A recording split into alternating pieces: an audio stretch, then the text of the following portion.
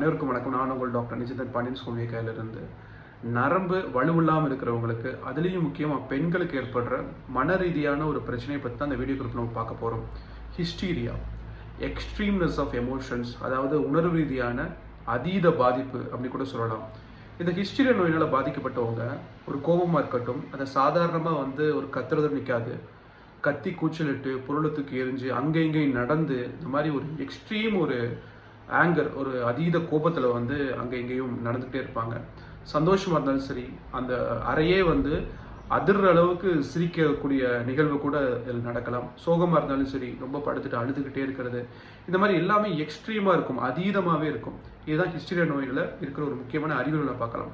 இந்த மாதிரி தொந்தரவுகளை ஹோமியோபதி மருத்துவமனை மூலமா எளிமையாக சரி பண்ண முடியும். இதுக்கு ஒரு பொதுவான மருந்து என்ன அப்படின்னு பார்த்துட்டோம்னா, இக்னேஷியா 200 சாப்பிட்றதுக்கு முன்னாடி டெய்லியுமே காலையில் 4 உருண்டைகள் எடுத்துக்கிட்டே வாங்க. மருத்துவரின் பரிந்துரைப்பு இல்லாமல் எடுக்காதீங்க இந்த மருந்துகளை. தெரியாதவங்களுக்கு இந்த குறிப்பை நீங்கள் பகிருங்க. நெக்ஸ்ட் ஒரு குறிப்பில் வேறு ஏதாவது விஷயங்கள், வேறு தொந்தரவுகளை பற்றி நம்ம தொடர்ந்து பார்க்கலாம். நன்றி.